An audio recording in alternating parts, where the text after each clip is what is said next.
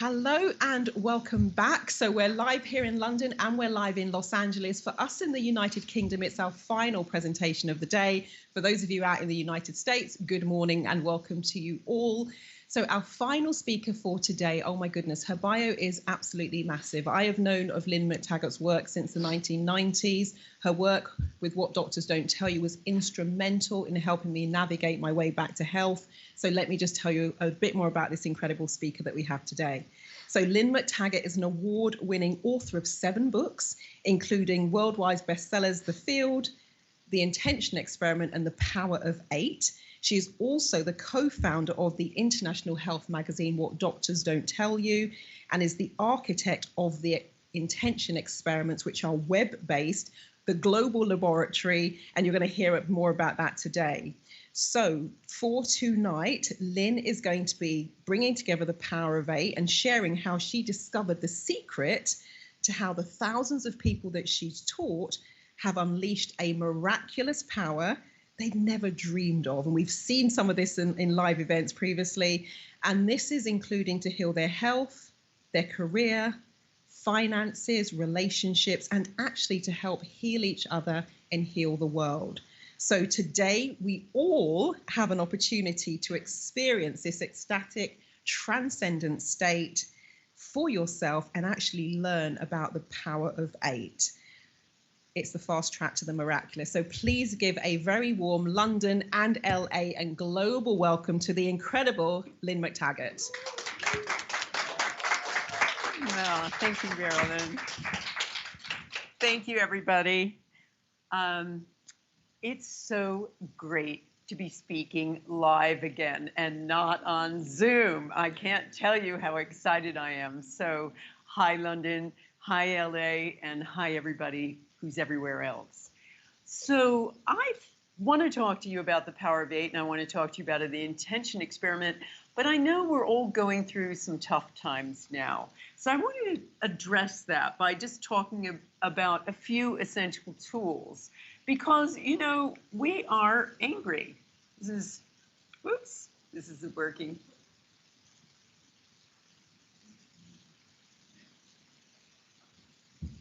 Is it that? Mm-hmm. So we are pretty angry at each other while he's working on that. I mean, we are furious. The stats are unbelievable now. We are more polarized than ever before. Thank you. We are so polarized. We're pissed off at everything. Just take a look at a little bit of these statistics. They're pretty shocking. 3/4 of women are angry at the news every single day. 80% of people are out of control in a car. They're just venting in their car. 71% get furious on social media, and we see that cesspit in action. And 45% are furious in their job. But mainly, we're angry at each other. Check out these statistics. 85% of Democrats were furious at Donald Trump while he was president. Majority of Republicans were furious at the Democrats because of the Trump impeachment. 45% of Americans these days agreed with withdrawing troops, and almost the same percentage, 40%, disagreed. 68% are just upset or angry, and 38 million angry households exist in the US alone. That's probably a lot more now. Now look at the Brits. So the Brits, even today, a couple of years after Brexit, the Remain voters have suffered insomnia, lack of appetite, low mood, et cetera, higher anxiety. Leave voters have felt betrayed and no longer believe in institutions that are democratic. They don't believe our institutions are democratic. And then we've got 64% believe, that's 2/3 believe Brexit damaged their mental health, and no one likes our current government. Current government had an approval rating of 3% because of its COVID. So everybody's pretty pissed off. This is the most frightening. 88% of Democrats are vaccinated. 54% of Republicans are vaccinated. Both sides are furious at each other. Democrats blame the Republicans for the Delta variant. The Republicans blame the Democrats for the loss of freedoms. So what to do? Now, do you remember that movie, Network? Do you remember that movie? It's back in the 70s. If you haven't seen it, check it out. It'll be on Netflix or somewhere. And there is this crazy broadcaster, Howard Beale, who gets a little bit unhinged. And he decides, he's really pissed off, and he decides that people, instead of just listening to the news, he should tell them something else, like this. We know things are bad, worse than bad. They're crazy. It's like everything everywhere is going crazy, so we don't go out anymore. We sit in the house, and slowly the world we're living in is getting smaller, and all we say is, please, at least leave us alone in our living rooms. Let me have my toaster and my TV and my steel-belted radios, and I won't say anything. Just leave us alone. Well, I'm not going to leave you alone. I want you to get mad. I don't want you to protest. I don't want you to riot. I don't want you to write to your congressman because I wouldn't know what to tell you to write. I don't know what to do about the depression and the inflation and the Russians and the crime in the street. All I know is that first, you've got to get mad. You've got to say, I'm a human being. God damn it. My life has value. So, I want you to get up now. I want all of you to get up out of your chairs. I want you to get up right now and go to the window, open it, and stick your head out and yell, I'm as mad as hell, and I'm not going to take this anymore! And so they do. I'm not going to take it anymore! I'm mad as hell! I'm not going to take it anymore! I'm not going to take it anymore! At each other. Pretty much everybody. We could do that.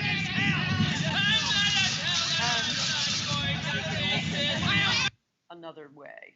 We could deal with it another way. Try something different. And that's what I've been doing now since 2007. I've been running a thing called the intention experiment, mainly because I was pretty skeptical about the whole idea of intention. I have a background as an investigative reporter. You know, when I was in my 20s, I was hunting down disreputable lawyers who were selling babies. I had hidden microphones and all of that sort of stuff. So I was, you know, one of those gumshoes.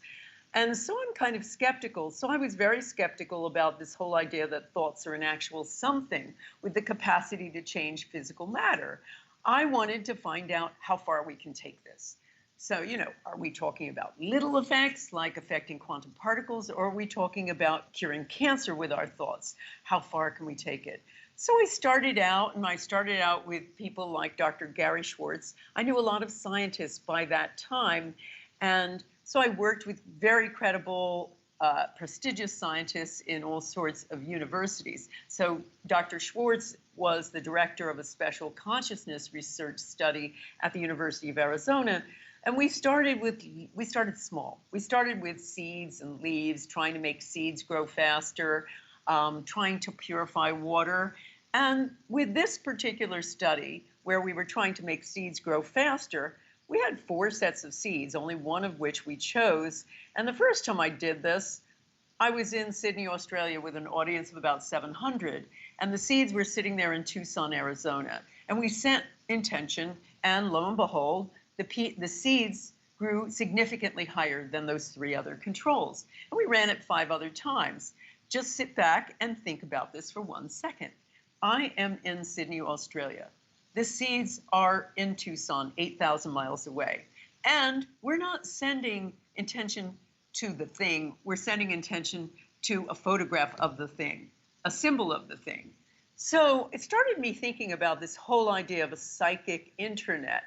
So I was a bit tired of seeds and leaves and little things like that. So I just said to the scientists, let's do something huge. Let's start trying to lower violence. So one of the ones I did not long ago was to try to heal the most violent place in America. And that turns out to be St. Louis, Missouri. That's a typical piece of real estate in this one particular section called Fairground. That neighborhood is Fairground.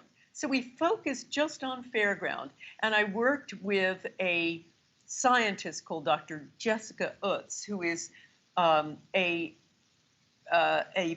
expert in consciousness research and also statistical analysis of it. She's at the University of California, Davis.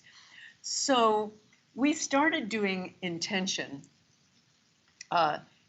over 6 days to this one section. And then we had Dr. Utz analyze data from violence data from 3 years before to 6 months after for St. Louis as a whole, and then just our little neighborhood of Fairground. And we looked at violent crime and also property crime, although we were focusing just on violent crime. So she analyzed all of this, and 6 months after our experiment, we found St. Louis crime as a whole went up. Violent crime, St. Louis property crime as a whole went up. Fairgrounds property crime went up, but violent crime, the focus of our intention, went down by 43%. So that was pretty cool. But something else happened that was even cooler and even more surprising and completely shocked me. I survey the people afterward, and whenever I've done these intention experiments, basically to see how was this for you. And I was getting back answers like this. A true miracle happened, said one. It's healing the relationship between all of us, my mother and her daughters. My father apologized for disowning me. Things smoothed out unexpectedly with my difficult new boss. It's night and day now. My estranged son has suddenly more time for me, calls me and comes to see me after 20 years of being practically strangers. What is going on? These people are experiencing peace in their own lives, and all they've done is participate in an intention experiment for 10 minutes, sitting in front of their own computer screens, individually around the world, very much like the live stream people who are watching this now. So, what's going on? But not only that, people are getting healed. I'm shocked. The lame essentially are walking. We had somebody from that experiment saying pain in the knee completely gone. Somebody else saying regular digestion for the first time in 20 years. Someone else saying sciatic pain is over. Anxiety and panic attacks over. Somebody else. Improved skin conditions. Somebody else with psoriasis. Relief in my hip as if I had taken some pain relief. Again, what's going on? So we kept doing this, and then I kept tweaking the experiment. Most recently, last May, I did a double whammy intention experiment. I did a Healing America. We've done a series of Healing American experiments over the last year. We did one, by the way, 3 days before the inauguration of Joe Biden because of the January 6th riots going into the Capitol building. We did one to try to lower violence in Washington. This particular one was to try to heal divisions. This was, I think, right at the time of George Floyd's murderer's trial. So we were doing one for America to kind of heal that division between the races. And we also did one to heal the Arab and Israeli violence that had just kicked off around that time. So we did that. Now this time I did a very interesting little experiment with Dr. Konstantin Korotkov, who is a noted Russian physicist, who has developed very, very sensitive equipment, including one he playfully calls Sputnik, after the first Russian trip into space, the first Russian launch into space. Sputnik is a really cool piece of equipment because what it does is it's so sensitive, it can pick up any change in the atmosphere around it. And the thing that changes it is emotion, human emotion. And he's tried this with all kinds of situations. So we came up with an ingenious type of experiment. I would have my participants think about their intention and focus on, for instance, Israel, while looking at a photo of his equipment sitting there in St. Petersburg, Russia. So we, again, playing around with the whole idea of a psychic internet, the idea that we create this extraordinary connection when we come together with intention. So here's a little example of what happened. So his equipment had a marked drop, a change in those two. You can see in the brackets, those two bits are just the times of our two intentions. And afterward, that's what happened. They went back to normal and weird and random. So Dr. Korotkov concluded that we'd had some sort of significant effect. Our emotions in dots all around the world had somehow come together with the psychic internet. And I'll remind you, I'm in London, so I'm here.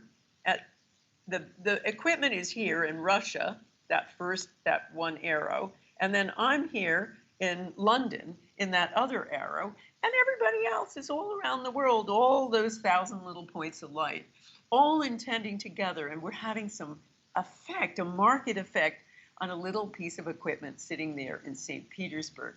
So what this is starting to suggest to me is that intention, these thoughts, these collective thoughts, and we're all thinking the same thing at the same time, have immense power. They can lower violence, but they also demonstrate that somehow we come together as a coherent, powerful bit of energy.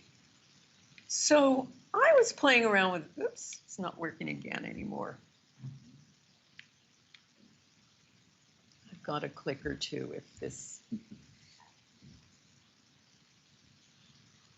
So I started thinking after all of these intention experiments around 2007 and seeing these kinds of results, I wondered, well, what would happen if I just shrunk this down to a little group of 8?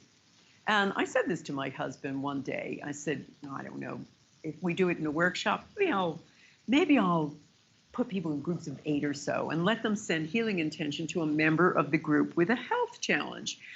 And he is a great headline writer, so he said, I love it, the power of 8.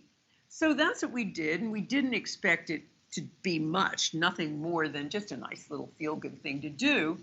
But something else started happening. And by the way, this something else, this is back talking about that intention experiment that we just did for the Arabs and Israelis.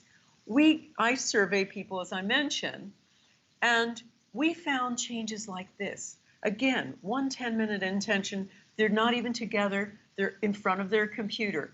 And our survey is showing 45% feel more loving to the world in general. They're hugging strangers.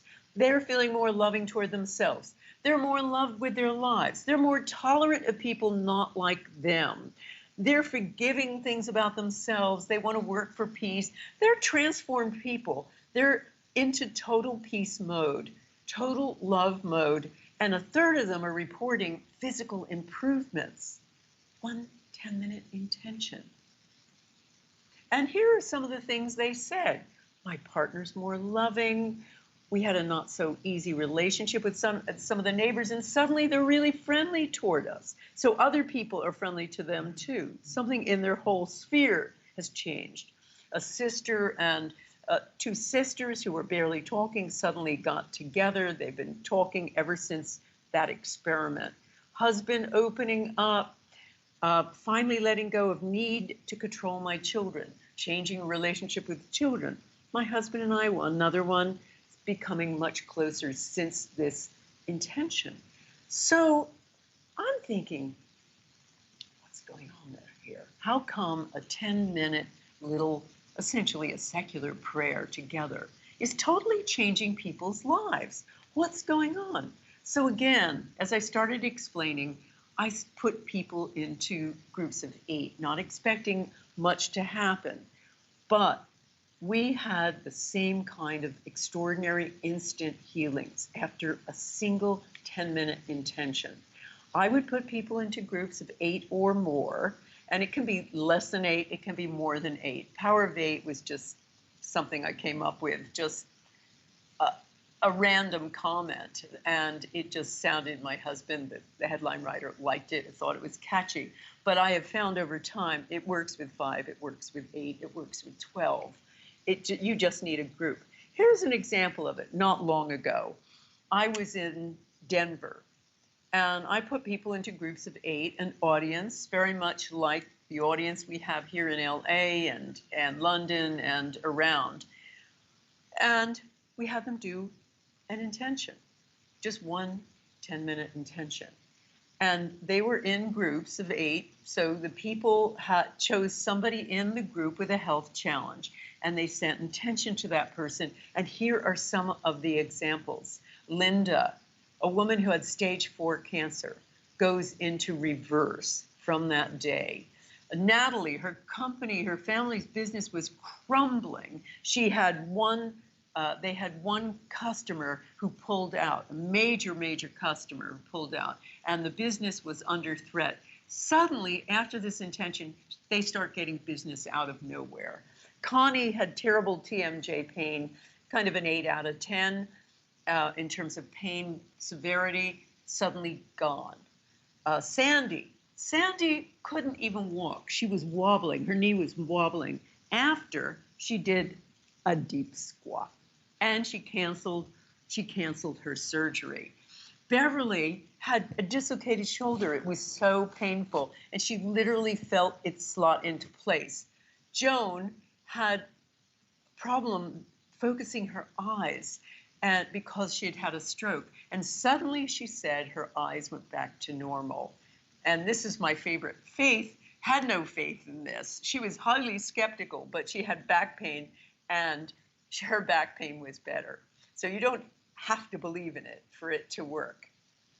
So here's an example. And Marilyn from our audience, who just introduced me, knows this well, because the last time I spoke in London, this is what happened. This was a woman called Maya who showed up in a wheelchair, and she was sitting in the front. She was paralyzed from the neck down. This is what happened to her. I'm okay, I don't need you. I am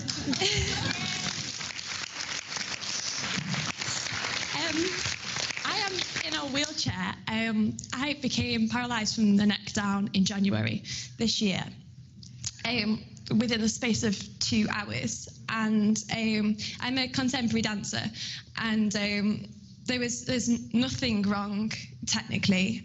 So I recovered.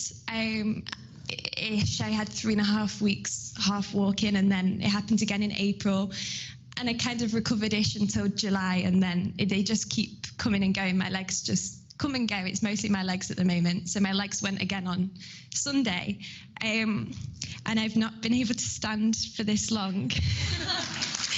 Wow. So I can just stand. Yeah.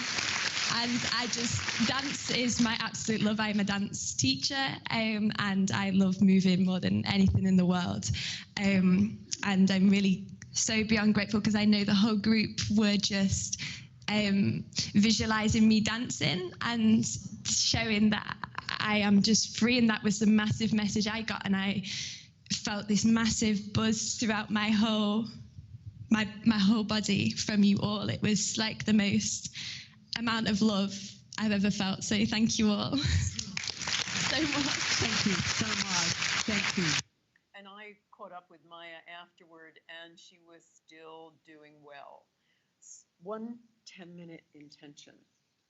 So back in 2015, after seeing these miracle after miracle, I wondered, so what's going to happen if I put people into groups of 8 for a year and monitor their progress? And that's what I did. I set up a little course. I had 250 people in that first course, and I taught them a whole bunch of things about intention, and then I watched them and monitored them and had them write down how they were from the start and what happened to them month by month by month. So here's what this year-long process did. One of the people, and he'd like to remain anonymous, I call him Mitchell Dean. He wants to remain anonymous because he's a clinical psychologist.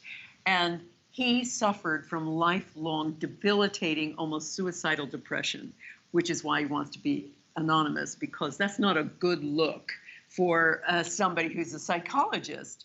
So he goes through this process, and this is what happened. His group, by the way, I love to name names of, I named the groups that I set up by names. Most recently, I've been using Beatles songs as names because that's fun, and there's loads of them. So I think back here we were naming people after Greek gods, so he was part of a group called Helios. So here's his story. What happened right around the beginning of that time was realizing that a lot of this is related to how my liver processes toxins. And that had never been named in all the years I'd been working on this. And suddenly it became apparent that the second level of liver filtration apparently wasn't working very well. And we got a hold of that one, began to treat that with herbs and supplements, and it really helped. I think, though, there's something more synergistic than just an allopathic idea that this cured the depression. It was like at the same time, I found my Qigong practice was getting much deeper. My meditations were deeper. I was finding I was much more able to just take better care of myself. During that Helios time, my practice got much more interesting, and I began to integrate ways of working that I'd wanted to do for years that had never quite worked. And so all of those have their own sort of antidepressant effect, right? It was like everything got healthier. It doesn't go nearly as deep. It doesn't happen nearly as often. I can still have blue days, but they feel more like blue days instead of really, really heavy ones. And so it's made a huge difference. Yeah. In that same process, I lost a good 15 pounds. Yes. I mean, it was such an interesting time. My trainer at one point kept joking, I don't know what's going on with you, man. It's like you're aging backward. Like this shouldn't be possible at 45 that your muscle mass is going up while your body fat's going down, working out once a week. What exactly are you doing, man? I'm like, I don't know what's going on. It was fun. And so, yes, I started to write about the gray sequence, and I'm still working on that, but made a lot of progress during that time with Helios. And I don't know, it was really fun. There's something mysterious about it. And, the psychologist in me was wondering that all year. It's like, what exactly is going on here? Surely some of it is that we stop and we're paying attention to ourselves in better ways. I'm sure a little bit of it is that Chinese idea that qi follows thought, right? So that could be some of it. I wasn't really thinking about a number of things that started to happen. I didn't go in with a goal of changing depression. I want to say it feels almost karmic in that work. So there we are doing deep intention work for somebody who's wanting to have a baby and having a really hard time getting pregnant, who's not even in our group, or working on somebody's cancer or MS. And there's something beautiful that I think happens in the natural flow of life, that as we send out, it naturally comes back. And we don't do a lot of sending out. So Mitchell, with the Helios group, found the cause of his depression and sorted it. It was his liver filtrations, lost 15 pounds, overcame writer's block, and that's when he said he started writing on this grace sequence, which is his technique and a modality that he's developed. And just about everything in his life was better than it had ever been after meeting week after week after week with this group of strangers on Zoom. So what I discovered then, essentially by accident, is it not only heals people, but it heals the enmity between polarized people. And I discovered that essentially with something I did with 9/11. Now, just to let you know, too, we just ran another intention experiment for the 20th anniversary of 9/11, so just last Saturday. But on the 10th anniversary, I was really tired of just seeing those buildings coming down as they show every year on the anniversary, and I wondered if we could do something else. So I got together with a guy called Dr. Salah Al-Rashid, who is like the Deepak Chopra of the Middle East. He has really pioneered personal development programs. He sponsored a lot of Westerners over there, including me. And so we got together and we came up with an idea. We decided, and he's written best-selling books, is a peace activist, has a big following. So we would invite his following and my following coming together, doing an intention for the most violent parts of Afghanistan. So we focused, and this is the more recent one we did, the Healing Afghanistan Intention Experiment, about which more later. And this was our intention for the one last Saturday. We are still processing what's happened with it. But back then, we focused on those 2 southern provinces. Let's see if I can use this little doo-ha. Ooh, cool. So those 2 little southern provinces of Helmand and Kandahar. And we focused on them, and then afterward tried to get the data. Now, if you want to get accurate data, don't deal with the US when they're in the middle of a war. It's almost impossible to get the data out of them. I called everywhere. I called the State Department. I called everywhere. I finally got, this is where my journalistic background came in handy, I finally actually got a Jack Bauer style 24 type counter-terrorist black unit. Doesn't have a phone number or anything. And when they found out I knew I had got in touch with them, they asked me, so what is your social security number? So I'm pretty sure that I'm on somebody's enemy list somewhere. But anyway, they wouldn't tell me. So I finally got hold of the combined forces, a general called Karsten Jacobson, there he is there, and he sent me a report for several months afterward. They had tallied and they found it was the longest sustained downward trend in enemy-initiated attacks, just in that window in those 2 provinces. And the weird thing was, the same thing wasn't going on in the rest of the country. This was the most violent area, and the violence had really dropped. So, did we do this? You know, there's a lot of variables when it comes to a war. You know, maybe it's just coincidence. The thing is, if you keep doing this over and over again, we've run about 9 or 10 peace intention experiments, and they all have results, it starts getting interesting. But something else happened. The Americans and the Arabs, and we had it translated into Arabic as well as having it in English, the whole intention experiment.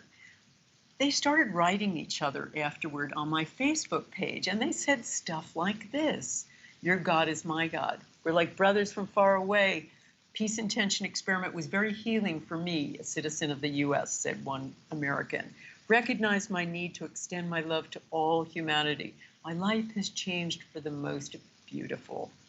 I felt like I was part of the solution. Those were both Arabs and Americans writing back to each other, befriending each other. We're like brothers from the other side. We're your brother from the East.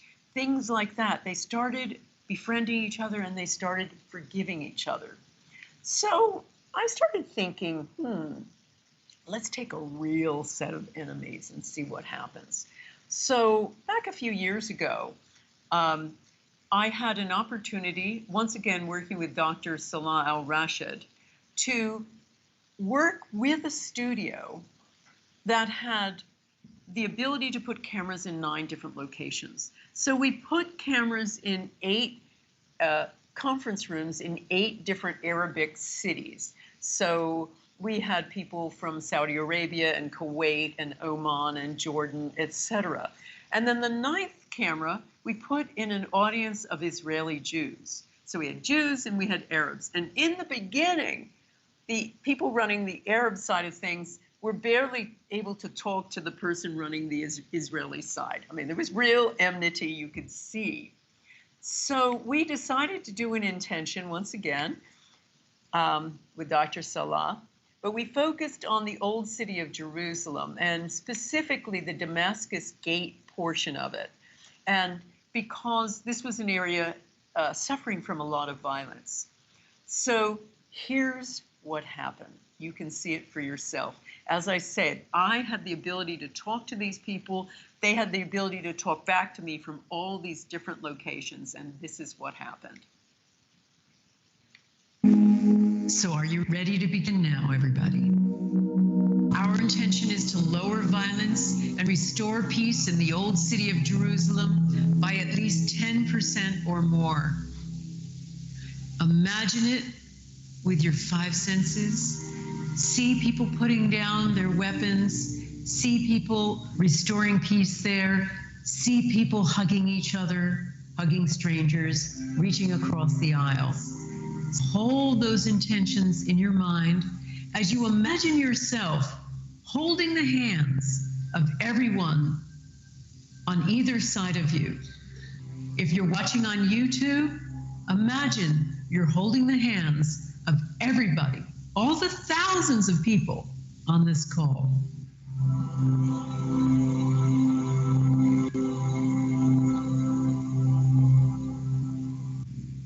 Can you feel the connection? We had scientists measuring it, and we again had effects. Are you seeing peace? In terms of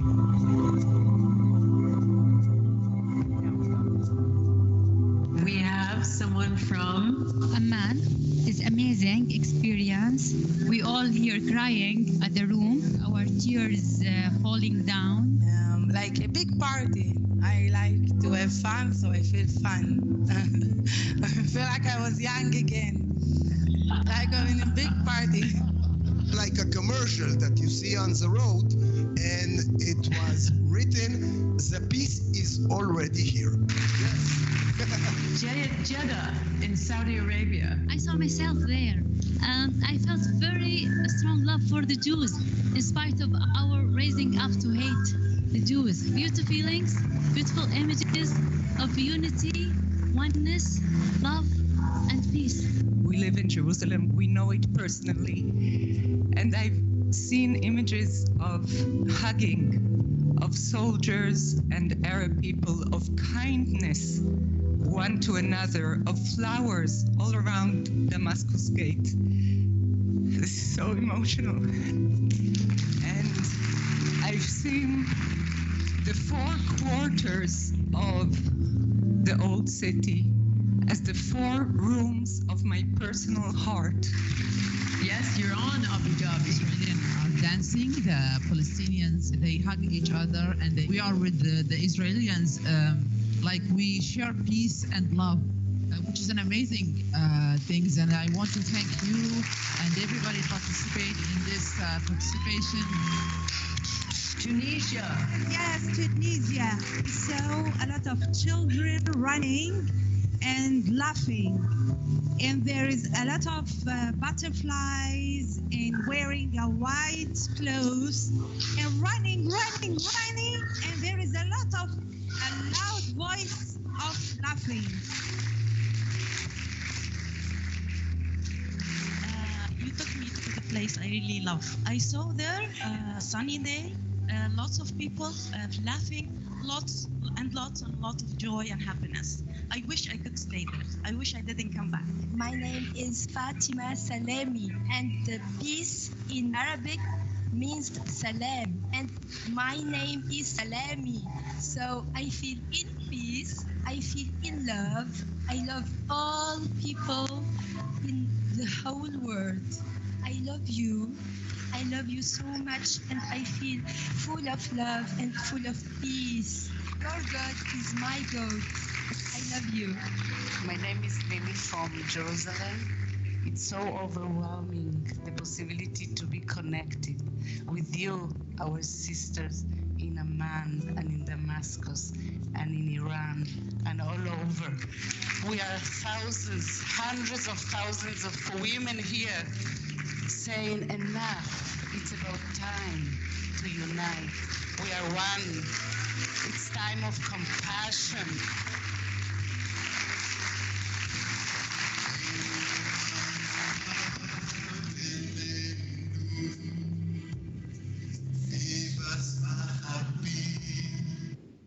So that experiment went viral in places like Kuwait and also places like Israel, where commentators were even saying maybe we shouldn't do this with the politicians. We shouldn't leave it to the politicians. Maybe, we need our little initiatives like this to restore peace. So you have to also recognize, as the one woman said, the Arab woman said, she was brought up to hate the Jews. Somebody else said, one Arab woman said to me, "You cannot believe how amazing this is. We have never actually seen a Jew before. We think they have horns growing out of their heads." And so for them, sending love to each other was just unbelievable for them. So I started realizing that what's really going on here is a kind of intention mirror effect, that when we send out intentions for peace, we ourselves get peace, more peaceful as a result, too. And I also recognized that it almost didn't matter whether you were a sender or a receiver.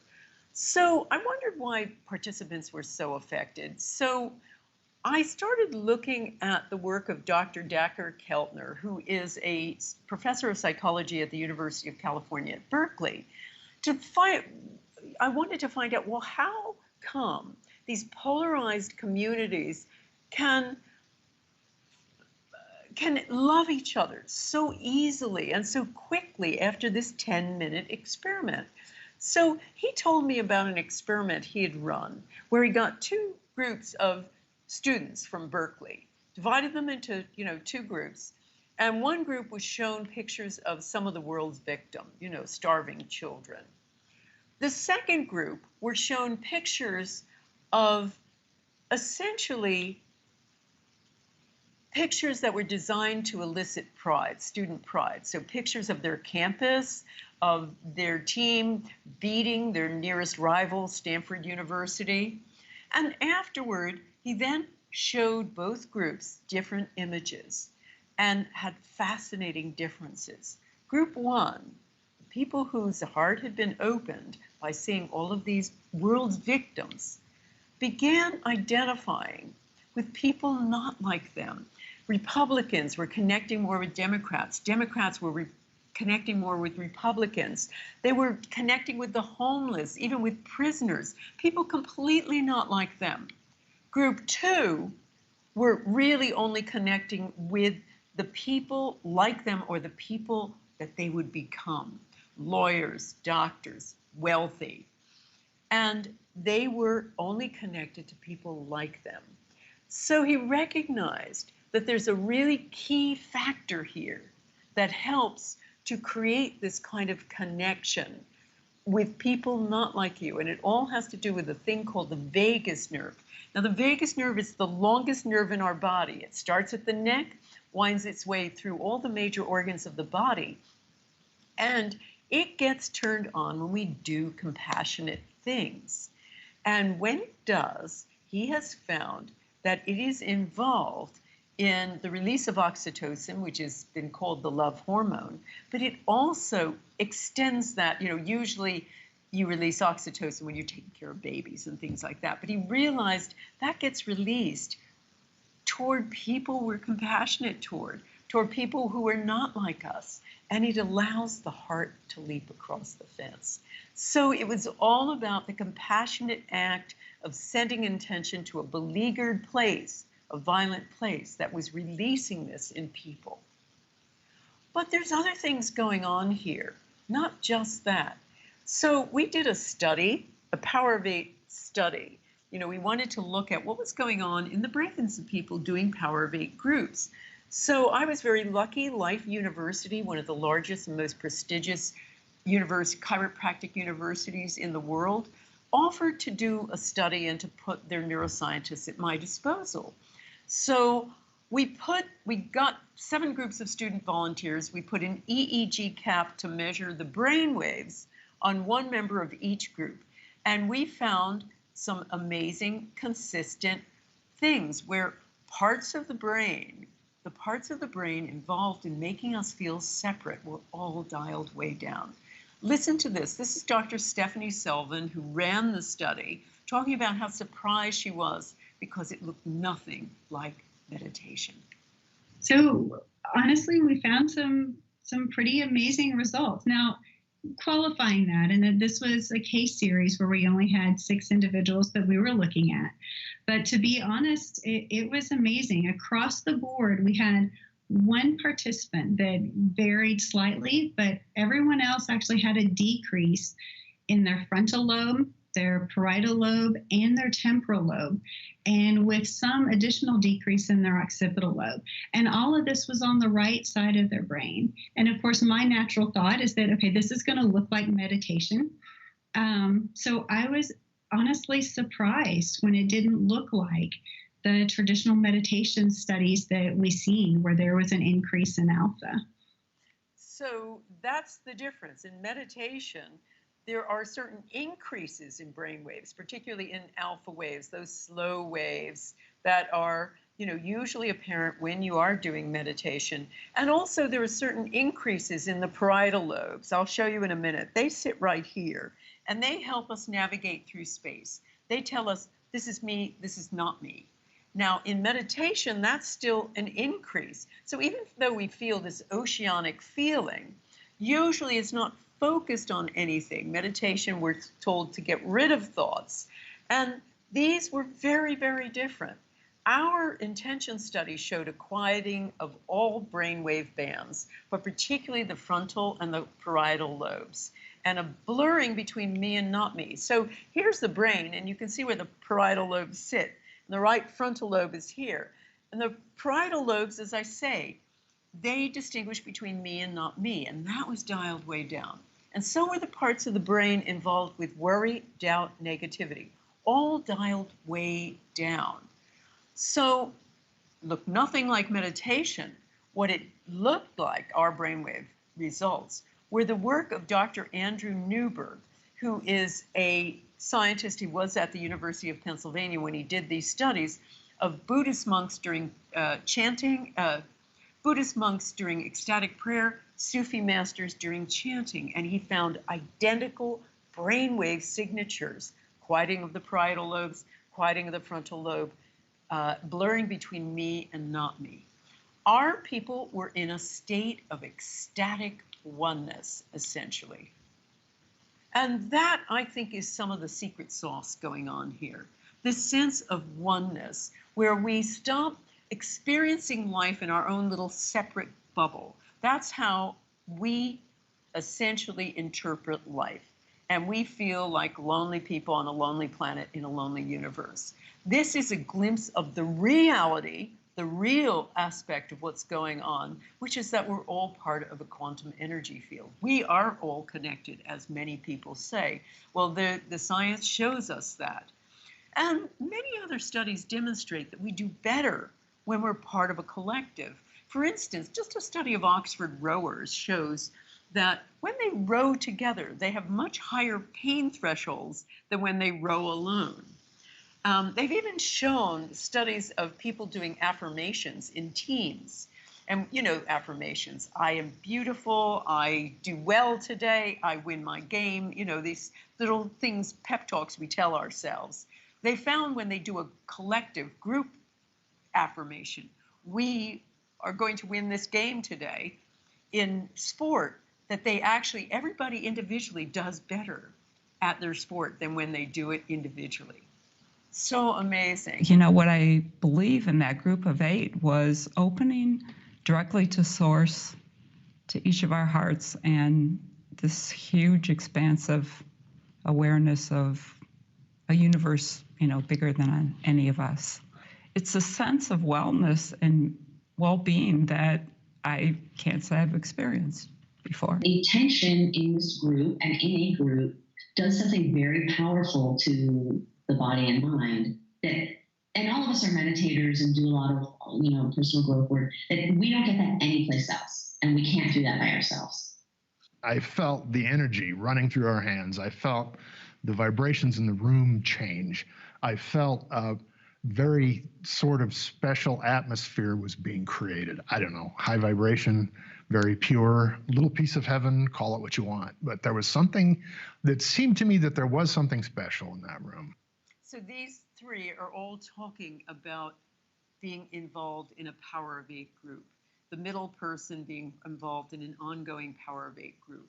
The other 2, it was just their first time, and they felt this extraordinary change, this energy, this feeling, palpable feeling of oneness. something we just don't get to experience in ordinary life. So people say things like this to me. Rosa, for instance, when she was she was a sender, I feel like I was giving and receiving healing, like I was healing myself. And Ami, who was part of an intention experiment, the first one for 9/11, I had the sense that although we had a specific target, we were healing everyone, everywhere at once.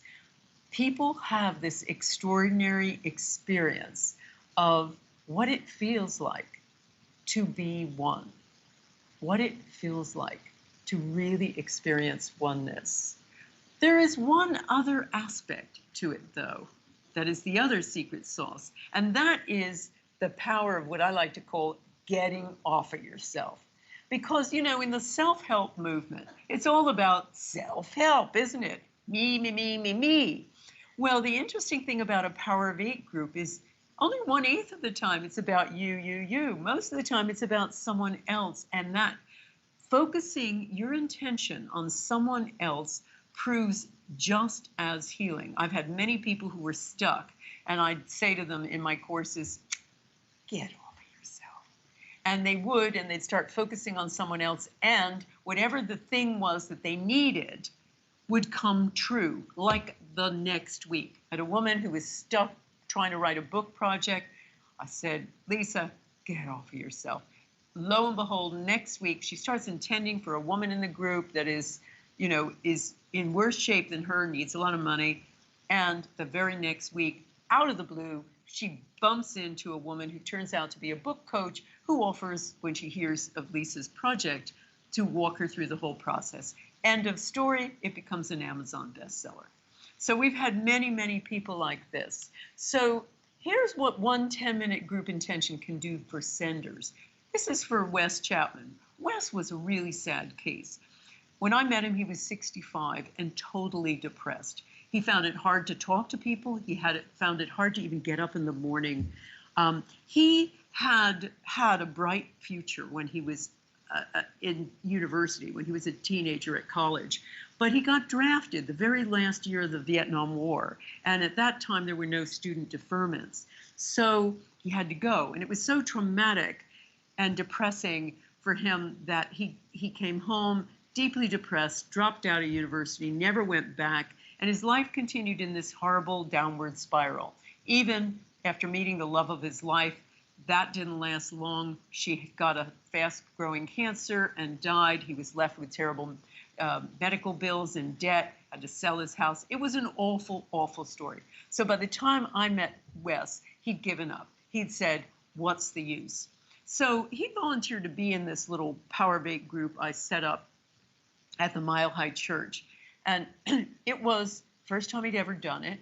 And he was going to put himself forward, but there was a woman in there with stage 4 cancer. So they did an intention for her. And he said, well, she was more deserving. So he was only a sender. This is what happened to him. I went to bed, and the next morning when I woke up, it was an amazing thing.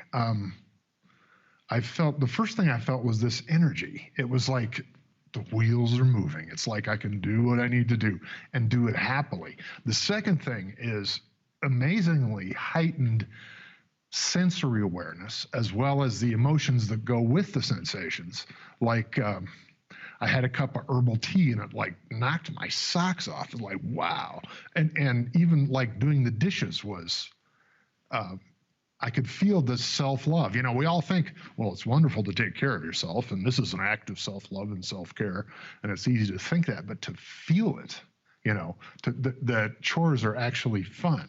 And I noticed went outside a little bit, and I noticed flowers and trees are just so beautiful. It's like all my senses were multiplied by, I don't know, 5 or 10. And one of the surprising things, too, is I definitely had got in the habit of avoiding people. I tried to minimize my social contact, you know. And now it's like when I see someone coming, it's like I automatically feel enjoyment. It's like it just happens so fast. I don't have time to think about it. Here's a person. Wow, how are you? You know, and these good feelings come so quickly and so easily. when I went to bed that night, now this is the second night after the experience, I woke up in the morning with a clear memory of the most lucid dream, is what a rational person would call it. I call it a vision. It was so clear and powerful. I found myself back on the campus that I was at where I was drafted, and where, you know, I sweated that out, and there was a chapel there that I always liked, and I walked past it every day, and it's like maybe the only sacred space on that campus. And this is not easy to describe.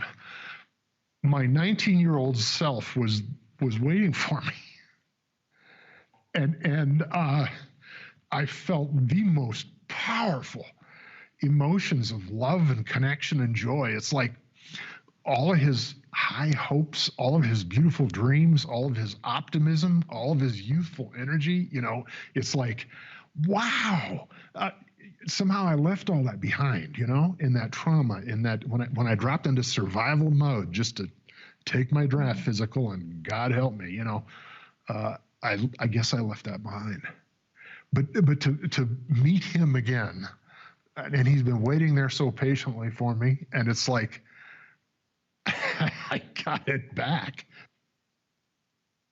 Now with my experience and wisdom and strength and toughness, and, you know, his optimism and hope and joy, it's like, hey, I get to start life all over again at 65. I've done a lot of work over the years, but this is the most phenomenal, the most powerful, and the most direct. So, why don't we experience it? So everybody out there, here's what I'd like you to do. Those people in London, I want you to all assemble yourself into a little circle. Now you can bring your chairs over, and same thing with the people in Los Angeles. Get yourself in a circle. You can stand, you can bring your chairs over, and once you have, I want you to, by the way, the people in LA, groups of about 8 to 12, and just get the people who are sitting nearby into groups. Assemble yourself into a circle. We'll show you in a moment. Can we send the camera down to show what we're doing here in London? We have a little sample group here in London, and I'd like the people who are watching on live stream to hold an intention for Afghanistan. So I'm going to show you this intention. So our intention is that all the people of Afghanistan immediately, completely, and permanently experience peace and tolerance from the government and each other. That is for the people who are individual watching on live stream. For everybody else, I want you to form a Power of 8 group. So live stream folk, just wait a moment. People who are in the two audiences, London and LA, I want you to discuss among yourselves somebody in the group with a health challenge. And everybody assemble together, decide together on an intention statement. So the intention statement should run something like this. Our intention is that Jane Doe be immediately, completely, and permanently healed of all traces of breast cancer and any metastases, and so that she is healthy and well in every way. So highly specific. Focus on what you want to heal. Use a positive word like heal. Be healed of, be free of, something like that. But focus on something that someone in your group needs to heal. So just do one person. And once you've worked out the intention statement, I'll give you a few moments to do that, then I'll lead you through the whole process, okay? So go ahead now, groups, speak among yourselves in LA, in London, other people, and there they are. I can see them all in London, I mean in LA too. How wonderful. Great.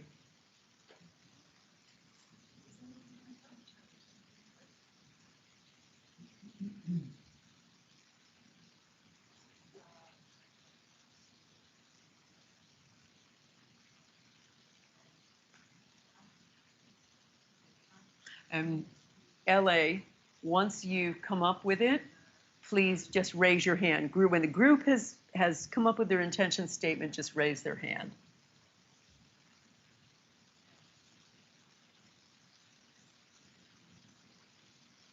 Okay. Okay, then just sit quietly. If you've already come up with the intention statement, there's one group over there is doing well. They're very quick.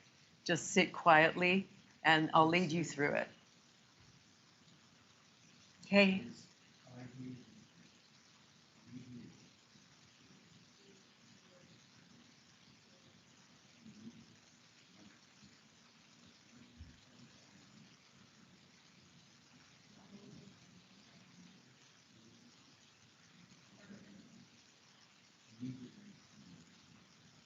Okay. Okay. When you're all done, LA, just put a hand up. Have the members of your group lift up their hands if they can. Let me know you're ready to go. Okay. Right. It looks like we're close to finish. We're just waiting for London. You okay? All right. Now, if you're all right with this, please, everybody hold hands. Just hold hands together. If you have an issue with that because of COVID, you can put your hand on somebody's shoulder. You just need an unbroken connection. And people who are watching live stream, remember, we want to focus on healing and tolerance in Afghanistan. So now, oh, sorry, I need to flip it over to me. I'm going to just play the music. Okay, great. There we go. Ah, great. Okay, everybody, take a deep inhale. Take a deep exhale. Deep inhale. Deep exhale.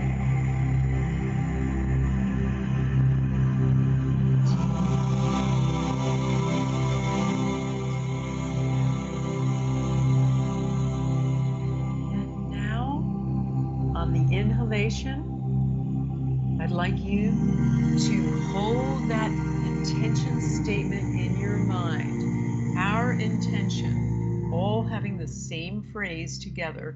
Hold it in your mind, say it in your mind, then bring it down to your heart and slowly send it out. And recipient, just open up your heart to receive, while all the senders, going back to that intention statement every so often, also visualize that person being healthy and well in every way. So let's hold this for a few minutes together.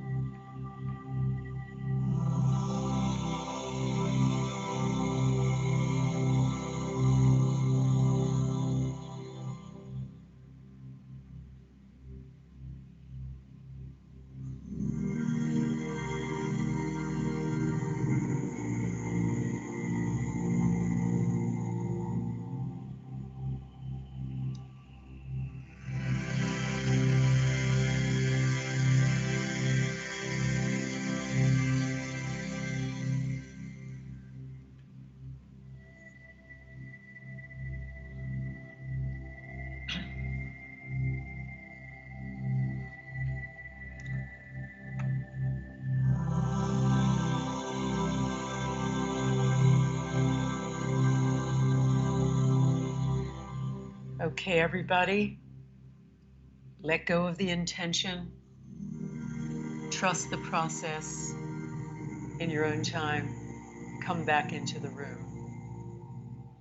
Everybody in LA, people on live stream, let go of that intention for Afghanistan. Come back into the room. People on live stream, note down, please, write in the chat what you've been experiencing. Write it down, write it on my Facebook page. Let us know how that was for you. People in London and in LA, spend some time now, talk to each other. Tell each other how you were feeling, both senders and receivers. What happened to you? Take a few moments to do that. Then I want to ask anybody who had a good story to come forward.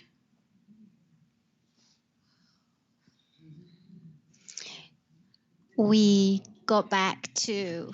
You can tell each other first, and then I'll ask everybody. And remember, live stream folks, write down what happened to you. Did you experience anything? Did you feel any electricity? Did you feel any emotion come over you? Did you have any extraordinary visualizations? Write it down.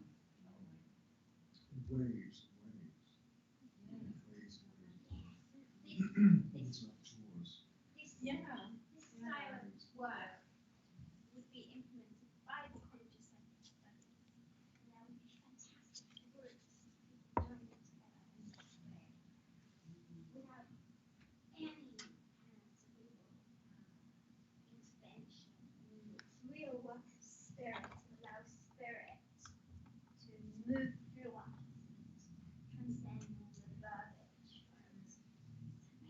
It is no longer work, it's no longer happening. Is that what you're saying? Yes, because we need a renaissance for it. Right? Yeah. Well, I felt religious being in that space of possibility and receptivity. Felt settling, felt somatic shifts and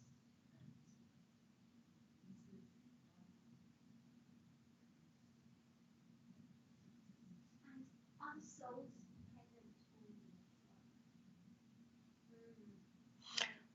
really the presence of spirit. Okay, everybody, let's hear what happened to you all. So, do we have anybody? I can see you, LA. Is there anybody in the groups over there in LA who wants to talk about what happened to them? Just raise your hand and let's give them a microphone. Do we have a microphone for some of the people over in LA? Can they hear us? Yeah, great. Okay, please stand up if you can and look toward the camera. Just turn around. That's it. Hi.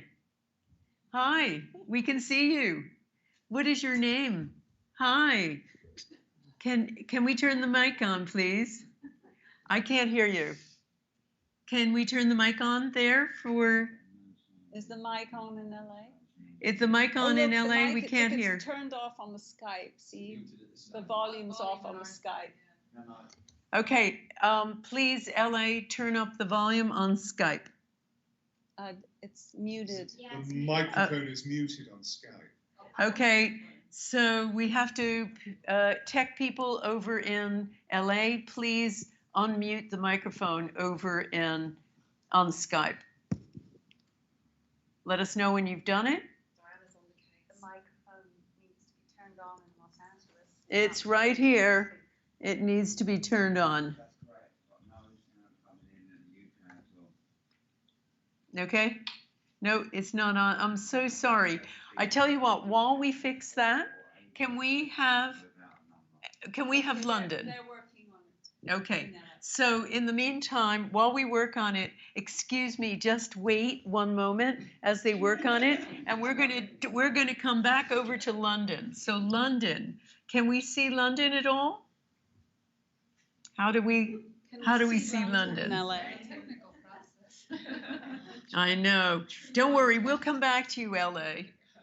Can we see London at all? I tell you what, can the London folks come over here and talk here? If they get near me, or if they have a microphone. Okay, yes, they can see Okay, us. come on up. Come on up. They can see us. Okay. So we have a little Power of 8 group, sample Power of 8 group LA, and live stream right here. So do we have anything we want to say? Did anybody want to talk about their experience? And hi, what is your name and Yeah. what was the condition you wanted to heal? So my name is Teresa Bullard, and the condition we were working on was for more alignment within my spine and a clearing away of chronic headaches that I tend to suffer from. And so what I felt was just as the receiver, I went into just a space of receptivity, tried to let go of my own focusing on any intention and just receiving, being in that space of infinite possibility. And as I relaxed more and more and more into it, I felt somatic releases. I felt more beauty, a sense of beauty and harmony coming in. I felt, just kind of this process of letting go of wherever those old energies were being stored. And yeah, just this somatic kind of experience. And when you mean somatic, you mean you're in your body, you were feeling it. Yeah, in the body, I was feeling very subtle releases, little kind of firing off of some of the nervous system, but really subtle, very gentle. Wonderful. Well, it'll be really interesting for you to let us know how you're doing in another week's time. Yeah. Wonderful. Anybody else want to share? Yeah, I've got. Go ahead. It's definitely. Oh, is this one on? I'll use that. It's on. So one of the things that I had my eyes closed, just going with the flow, and then I actually started to see like blood cells. So it was the red blood cells. If you've got the platelets on the slider, and they were kind of reforming and just kind of like bubbles. And then that kind of went away for a bit. And then I actually saw, if you see those models where they actually strip everything out of the body and they show you the meridian lines and the blood vessels. So it was a bit like that, almost like that, slightly furry, but then it started to clear and you could just see that sort of outline of the vessels. And then I saw 2 white plates just kind of separating a bit. And then just kind of doing that. So it was I was just like letting it come, letting it go. But those are the things that kind of came to mind. Wonderful. Wonderful. I can say something. Sure. Go ahead. So what I experienced were these huge waves of love that were moving within our group, but like a torus. And I know that although it was generated by our loving intention to help you with the healing, a movement back to wholeness, that we were being communicated by angels and ascended beings, these waves of love. And suddenly, in the middle of one of the biggest waves that were pulsing through us, there was a separation where the whole of your cervical vertebrae were, as it were, psychically dislocated and then relocated. And then there were more waves of love. It was really very moving. So thank you for the experience. Yes. And we've had a lot of reports of people saying there were light beings behind us and they were the magnifiers, essentially. So I hear that numerous times. Yeah. Did you have something you wanted to add? Yes, I did actually. Can actually face the camera. I actually felt like I had light beings inside of me, sort of under my eyelids, and sort of kept seeing sort of sacred geometric shapes. At one point in time, I sort of felt that I could see a X-ray of Teresa's spine, how it's curved, in not just in the cervical area, but the thoracic area as well. And I could see that just realigning and sort of taking the twist out of it as well, and sort of releasing the pressure on the spine, and therefore then releasing the pressure on the sort of old brain.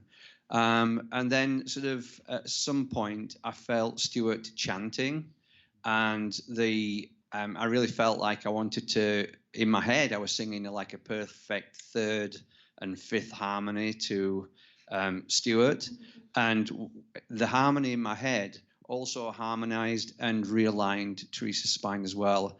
And there was so much light coming in; it was incredible. The waves and the sort of almost like between us, we were like sort of whipping up this hurricane of light, of this healing energy, and that it was a pretty awesome experience. Yeah. Thank you so much. So let's whiz over to LA now. We here we're ready. So I still see. Ah.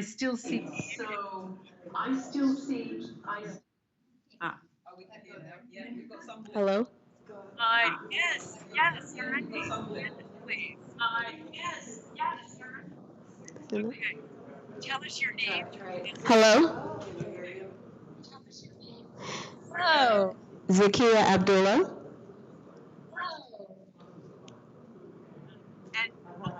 Hi. Hi. So I can barely. what's going on with Hi. I can barely hear. Yeah. Okay. Tell us what happened to you. Oh, can you please speak up? Okay. We can hear you now. Okay, so when we all did, okay, when we did the intention, the silent intention, I'm a psychic medium, so I saw the archangels and the ascended masters come inside of the room, and I could see directly behind her them opening up the heavens so that they could heal her. After they opened up the channel, I saw them physically taking all the energy, the negative energy from her body, and pulling it out of her DNA so that she could heal. After they did that, I noticed that they then started having trees, really tall trees, like 500 feet tall trees of healthy cells, replacing all the negative energy that they pulled out of her. I also saw in the future her helping the children. I saw her laughing and joking and doing different things that would help her get her memory back because she was having memory troubles, so that she could continue to do what she loves to do, which is be a nurse. Wonderful. Thank you so much. Thank you. Thank you. So let's hear, thank you. Let's hear from someone else in LA. Do we have somebody who was a recipient? Any feelings, any changes going on? Anyone else want to volunteer? Come on, LA's not shy. Coming right up. Come on, LA's not shy. Come on, would you stand up now? Stand up and would you turn around? Yeah, that's it. Okay. Namaste. Okay, turn around the other way. No, other way. No, other way. Just do a complete 180. There you go. 180. There you go. Yay. Okay. No, we can see you. No, other way. How's that? There you go. Okay. Tell us your story. Who are you? Tell us your name.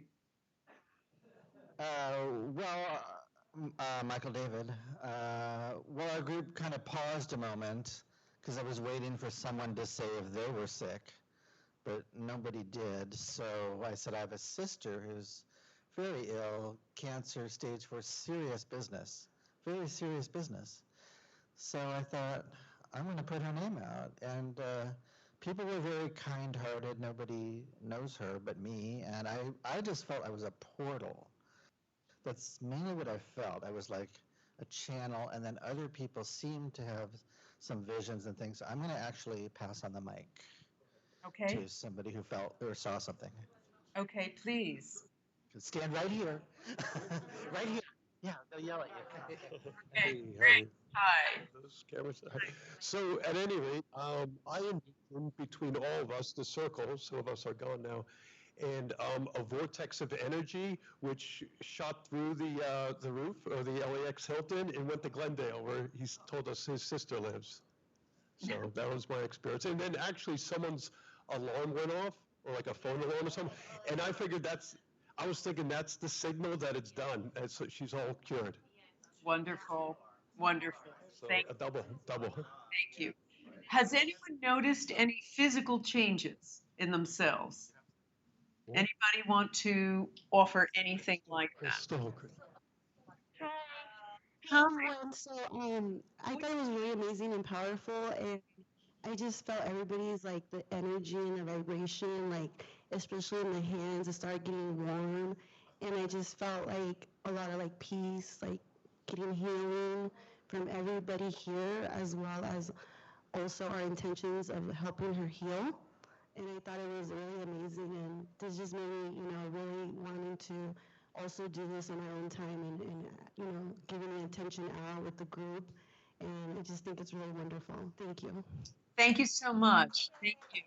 Thank you, everybody. Everybody, sit down, and I want to just do a little close, okay? And thank you all for your wonderful contributions. And I'm thrilled to see that you had so many experiences. May I just have go back to my little PowerPoint? Thank you. Okay, great.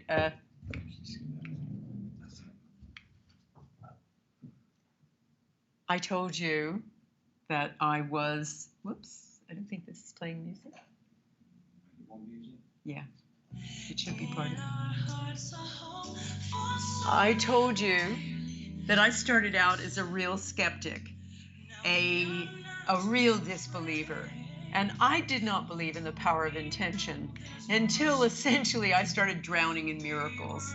I started seeing miracles every day, just like you've heard, miracles where people were healed in an instant.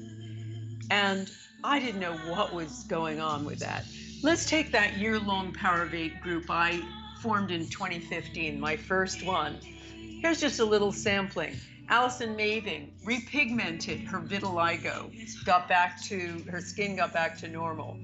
Marianne, at a soulless job in the very north of Canada, shy as a church mouse, had the courage to leave that job, do the work she really wants to do as a therapist, and guess what? She's riding a purple motorcycle. Then we have Jolie, housewife superstar, who wanted to have her own business. Husband absolutely against it, wanted her to stay home. With the group's intention, he completely turned his views. He supported her. She has her own business. Bev, down to her last 200 pounds, lives in the UK, needs money to start her own business. Out of the blue, gets a windfall from Lloyd's of London, giving her enough money to do that, set up her own website. Mitchell Dean has gone on to Strength, has his own podcast now, has written his work, and has successful work in every regard. Melissa, working at a soulless job, with the help of her group's intention, she ends up getting an amazing new job and a new relationship, and not with Johnny Depp, by the way. Trudy regains her hearing. Andy Spiros was going through a divorce, had such a good divorce that both lawyers on both sides wanted the key to it because they couldn't figure out how well this all went. They wanted to know, how'd you do it? So my question I always ask is, did we do this? Did we do all of those healings? Did we lower all of that violence? Did we account for those 100% of that first group, pretty much the people who were meeting every single week? 100% of them had major transformations, and that happens every year with my groups. The people who are willing to meet every week have miraculous transformations. The short answer is, who cares? I'm seeing thousands of healings. I can't completely explain them. I know it's a bit about oneness. It's a bit about altruism. It's a bit about this and that. It's also a bit about something I have no idea. Spirit. One person said to me, and I really hold it close, you're doing more than research. You are breaking open people's hearts.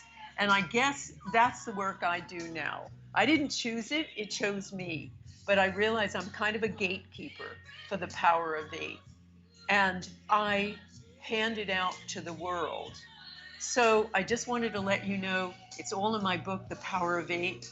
If you don't know my work, I've also done a book called The Field, The Intention Experiment, The Bond. Check out my work and my website, lynnmctaggart.com.